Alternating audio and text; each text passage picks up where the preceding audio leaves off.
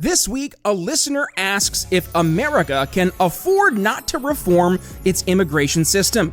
But first, we dive into the melting pot to see, is the melting pot boiling over? Is the American identity at stake in the face of unchecked illegal immigration? You don't want to miss it. Welcome to the Brian Nichols Show. Today, we're diving headfirst into the fiery immigration debate, a political powder keg that's been simmering for years and is now ready to explode. Today, we're going to break this down into three parts. First, we're looking at the arguments, yes, from both sides. We have the secure the border folks and the no human is illegal camp. Then, we're going to dig into why this issue has become such a hot button issue. Then finally, we're going to tackle the elephant in the room. Why the open borders mentality of yesteryear just does not cut it in today's world. So, part one, understanding the immigration debate. On one side, we've got folks who want to tighten up border security. They're concerned about jobs, crime, and of course, preserving an American culture. On the flip side, we've got people arguing that immigration is the backbone of America and that it is through diversity that we find our strength. Okay, but here's where things get real, folks. In 2024, this isn't just some academic debate anymore. It's become a political hot potato that could make or break the election. Why? Well, that brings us to part two. We've got to face facts. The situation at the southern border isn't just a trickle, it's a full-blown flood. We're literally talking millions of people coming in faster than you have ever seen in history. And it's not just families looking for a better life, but rather, we've got drug traffickers, human smugglers, and folks from literally all over the world trying to use our border like it's some type of revolving door to enter into the United States. Now, I know some of you are out there thinking, well, aren't these just people who are seeking opportunity, a better life? Oh, sure. I mean, yeah, there's definitely going to be some folks who are out there looking for a better opportunity, but there's also a right way and a wrong way to do things. Our ancestors came through legal channels, not by sneaking across the border with fentanyl. And that brings us to part three. The real meat and potatoes of this issue. We've got to wake up and smell the coffee. The world isn't the same world it was 50, 100, 150 years ago. Guys, we're not dealing with the same situation anymore. This is an entirely new ballgame. And here's the cold, harsh truth. There are people out there who want to do us harm. And they're using our own empathy, our own good nature against us. That means they're exploiting our open arms policy to slip in undetected. And folks, in today's world, with the technology being what it is, it doesn't take an army to cause massive damage. One bad actor with the right know-how can cause absolute chaos. So let me ask you this. What's the point in having a country if we don't know who's coming in? It's like throwing a house party, just leaving your front door wide open. I mean, yeah, you might meet some cool folks, but you're also going to probably wake up with some of your stuff missing. Now, I know there are some libertarians out there screaming about freedom of movement and open borders, and look, I get it. In a perfect world, maybe that would work. But we don't live in a perfect world, do we? We live in a real world where there are really bad people who do really bad things, and it's our job to not just protect ourselves, but also our loved ones. So to my libertarian friends, I just gotta say it. It's time to stop being useful idiots for the open borders crowd. We've gotta deal with the world as it is, not as we wish it was. It's like that old saying, good fences make good neighbors. Well, guess what? Good borders make for a safer country. And let's talk about the cultural aspects for a minute. Now, we're not just talking about people who are coming here for jobs. We are talking about folks who might have values that are literally completely at odds with our American way of life. Now, we're all for diversity of thought, but there's a difference between diversity and division. And we need to make sure that the people coming into our country are ready to embrace our values, not undermine them. And let's not forget about the strain on our resources. That means our schools, our hospitals, our social services, they're all feeling this pressure. It's like we've been trying to fit a gallon of water into a pint-sized glass. Something's got to give, and what ends up happening is usually it's the American taxpayer who ends up footing that bill. And here's the thing that really just makes my blood boil. It is this just complete hypocrisy of it all. I mean, we've got politicians who live in quite literal gated communities who have armed security telling us that, well, you don't need to secure your borders. It's like, you got some guy who's got like the latest state-of-the-art home security system who is in turn looking at his neighbor and saying, you don't need to lock your doors, you bigot. And don't even get me started on the national security aspect.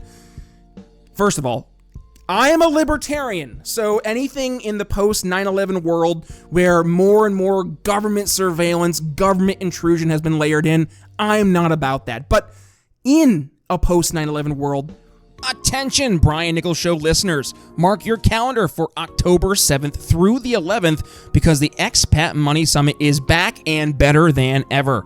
This online event hosted by expat expert Mikkel Thorup is your one-stop shop for learning how to craft your ideal international lifestyle. From acquiring a second passport to diversifying your finances offshore to investing in international real estate, you're going to learn from over 40 experts, including big names like Dr. Ron Paul and Doug Casey. And the best part, it's completely free to attend. Just head over to expatmoneysummit.com to reserve your complimentary ticket. Take the first steps towards securing your freedom and wealth abroad at the Expat Money Summit. One more time, that's expatmoneysummit.com. And now, back to the show. Can we really just be lax about letting anyone come into our country? Like, you wouldn't play a game of Russian roulette if you knew that 5 of the bullets were in the chamber. And like, I kind of look at the border debate in the same type of mentality. Now, what I'm not saying, by the way, is that we should just shut the door to our borders completely. The reality is that America has always been a nation of immigrants. And yes, that is part of what makes us great, but there is a huge difference between being a melting pot and being a free-for-all. What we need is a system that actually works, that lets people in who want to contribute to our society, while keeping out those who look to harm us and destroy our culture and destroy our way of life. So, what's the solution? I'm glad you asked. It's not as simple as building a wall or throwing open the gates, but what we need instead, tell me if you heard this before, a comprehensive approach. So that means we need to secure the borders, and yes, also, we need to streamline our legal immigration system so we can make it easier for the good folks to come in, but make it harder for the bad folks to slip through. So let's look, I can't believe I'm even saying this out loud, but let's look to countries like Canada and Australia. Yes, I know, the super conservative right-wing countries they are. Not. What do they do, though? What do these lefty countries like Canada and Australia do? Well, they prioritize skills. They prioritize education. And they prioritize the ability to contribute to their economy. Why can't we do something similar? Like, this isn't about discrimination or whatever left-wing bugaboo is being tossed in to try and foil this conversation. This is about what's best for America and Americans. And let's not forget about the root causes of illegal immigration. If we really want to solve this problem, what we need to do is look at the reasons people are leaving their home countries in droves. I mean, maybe, I don't know, instead of sending billions of dollars in foreign aid that ends up in the pockets of corrupt politicians, I don't know, maybe a good first step would be instead focusing that money and those resources towards, I don't know, the people who actually need them. Or how about this? Maybe we should just take a step back and not be sending billions of dollars overseas. Now let's talk about the economic impact for a second. We hear a lot about immigrants taking jobs from Americans, but let's be real, there's tons of jobs that Americans just aren't lining up to do.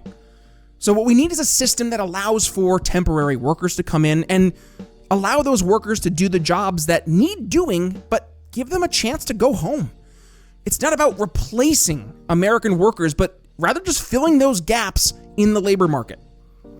And here's the catch. We need to make sure that these guest worker programs aren't being abused. We can't have companies exploiting cheap labor at the expense of American workers. Yes, it's a delicate balance, but it's one we need to strike if we expect our economy to keep humming along. And by the way, let's talk about assimilation for a minute. I remember we used to be proud of being a melting pot, e pluribus unum, from many one, where people from all over the world came together to become Americans. But somewhere along the line, we've lost that. So now we have communities that are more like little isolated islands versus being part of some great American tapestry.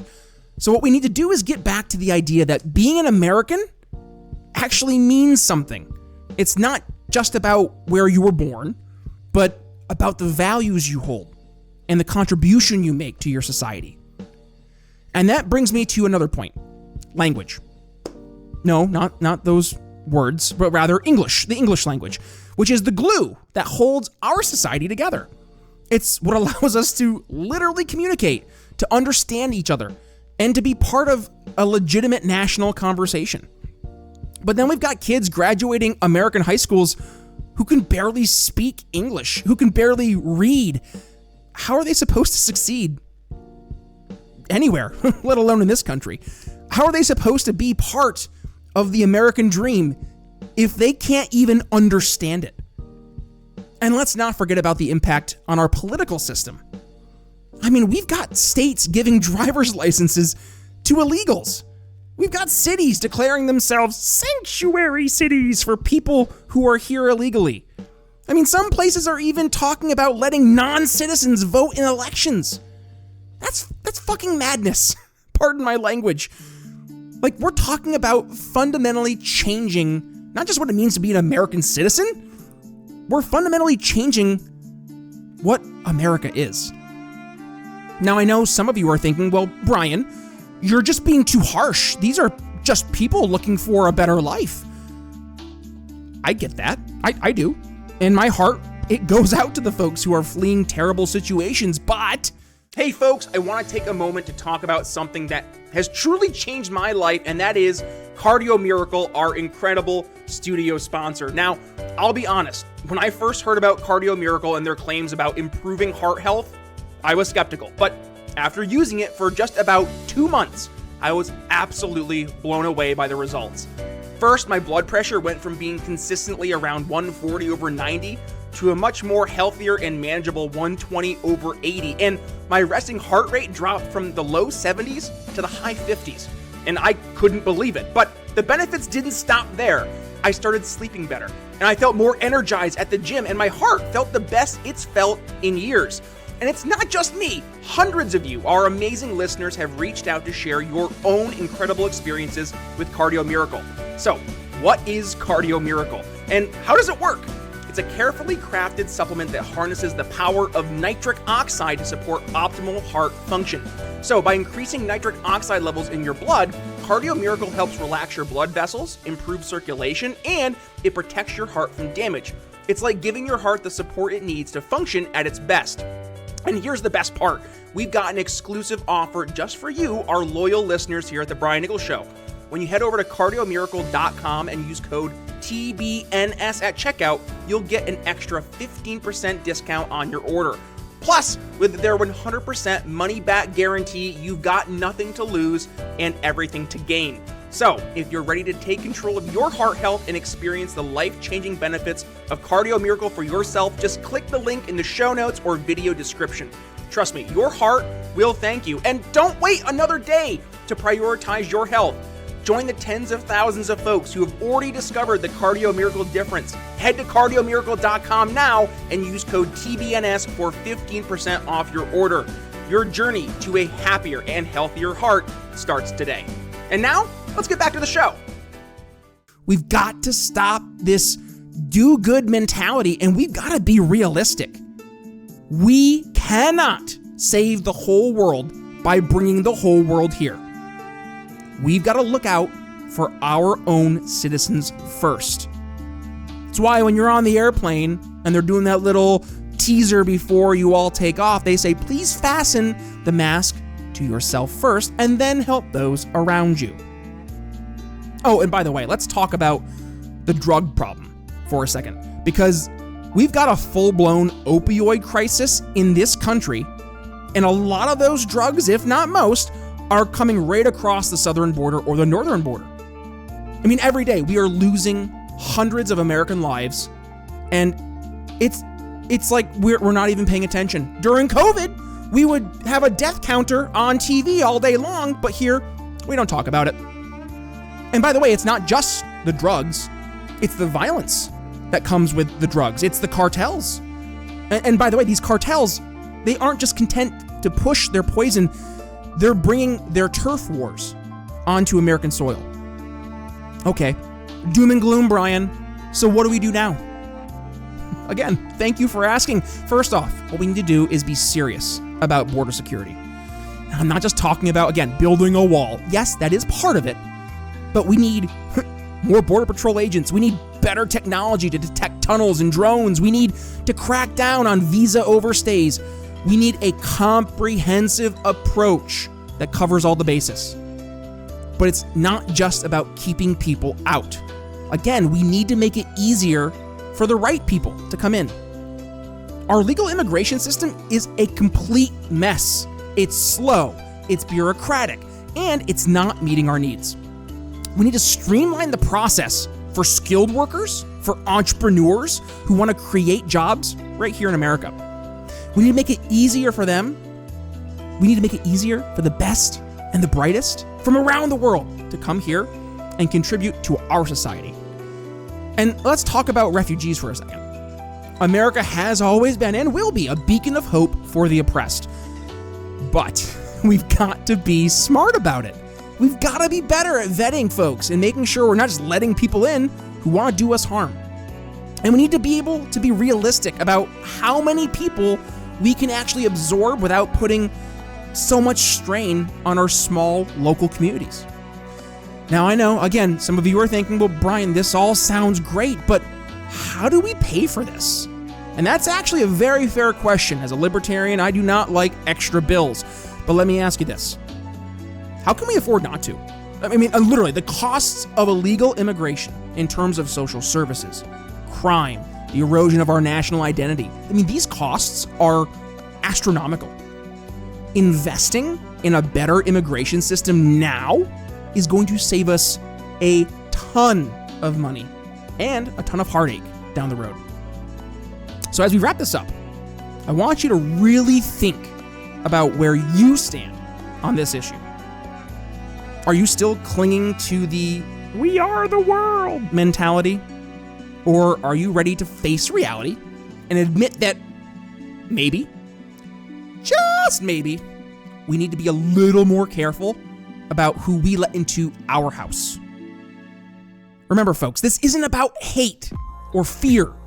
It's about common sense and self-preservation. It's about making sure that the America we love is still here for our kids and our grandkids.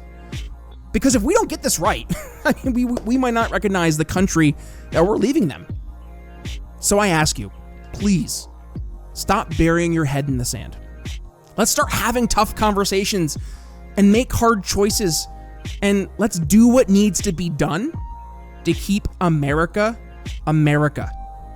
Because at the end of the day, are you tired of paying a fortune for below average coffee? If so, you're not alone.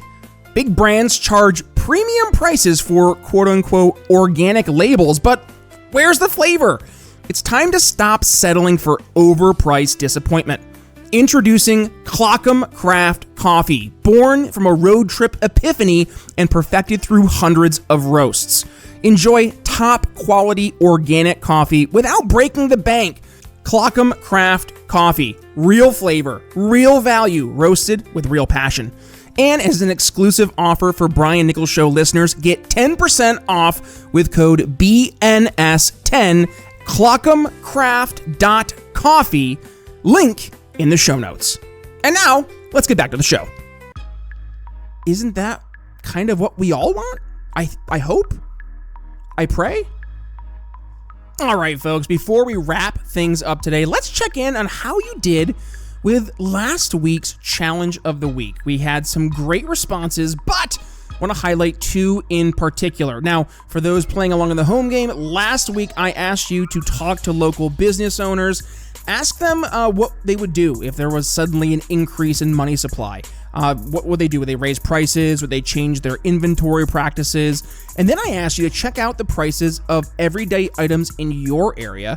And I asked you to keep track of them and see if you've noticed any prices increasing. Areas like food, gas, rent, so on and so forth. And then I wanted you to think about your own savings and debts and how they might be impacted if the value of the dollar suddenly changed. And we got some great responses. First up, we've got Jim, good old Jim from Ohio. He said, Brian, I talked to Joe. He owns the local hardware store here, and he was shocked at the idea of paying taxes on increased inventory. He also said he'd probably have to take out loans just to cover his tax bill, which in turn would probably make it harder for him to invest in new products or hire more help. And as for prices, I've been tracking them at the grocery store. My bill is up 15% in just the past month. Yeah, that sucks. Sorry, Jim. Thanks for your insight, and I hope that gives you guys a little bit of a sneak peek of what real small business owners are facing every single day. Let's go to our friend Sarah in Florida. She writes, I spoke with several small business owners. A restaurant owner said that she would likely have to sell off some kitchen supplies just to pay taxes. A construction owner worried about how it would affect his ability to take on bigger projects. And then Sarah says for her own finances, she realized that her savings would be worth a lot less. So now she's looking into some inflation-resistant investments, maybe going to reach out to our good buddy Joe Lombardi from Ironhawk Financial. Great stuff right there, right? And again, it's important, I dare say crucial, to consider how big economic changes could impact all types of different businesses. So perfect stories. Thank you, folks. Keep your responses to the challenge of the week coming, which actually goes to our next part, which is this week's challenge of the week. And here is what I want. I want you to go out and have a conversation with someone who fundamentally disagrees with you on immigration. But here's the catch. I don't want you to try to change their mind. Just listen. I want you to understand where they're coming from. I want you to understand what their concerns are. What are their hopes? And then shoot me an email, brian@briannicholsshow.com, and let me know how it went. Did you learn anything new? Did it change your perspective at all? Let us know. We would love to hear about it. All right, folks, and let's bring today's episode home with a question from one of our listeners. This one comes from Josie down in Georgia. Josie asks, Brian, I genuinely appreciate your pragmatic approach to libertarian ideas. Have been listening for a while, but I have a question. How do you respond to libertarians who accuse you of compromising on principles when you suggest that some government intervention might be necessary in certain situations? And that's a great question, Josie, and here's my take, because I get hit with this all the time. Principles are important, but they're not worth much if they don't work in the real world. We're dealing with complex issues that don't always have clear-cut solutions. And if sticking rigidly to libertarian principles means we're actually hurting people, then sorry, I think it's important to re-examine that. And no, before I can already hear you guys, no, I'm not advocating for big government, but what I am saying is we need to be willing to consider all options when it comes to actually, making our world a better place. And that might mean that sometimes you might need to have some minimal state involvement in extreme cases. It's not about compromising principles. It's about applying them in a way that actually works and doesn't hurt the most vulnerable among us. Remember, the core of libertarianism is about maximizing individual liberty, but we have to be realistic about how to achieve that in a complex, modern society. Sometimes that might require solutions that aren't strictly libertarian in the traditional sense. So, great question from Josie. Keep those questions coming, and don't forget, about your challenge of the week. I am looking forward to hearing your responses. Again, email me at brian@briannicholsshow.com. This is Brian Nichols signing off. Remember, it's not enough just to win arguments. We've got to win hearts and minds. So get out there, have those conversations, and let's build a better future together. Until next time, keep thinking, keep questioning, and keep fighting for liberty. Thanks for listening to The Brian Nichols Show. Find more episodes at briannicholsshow.com.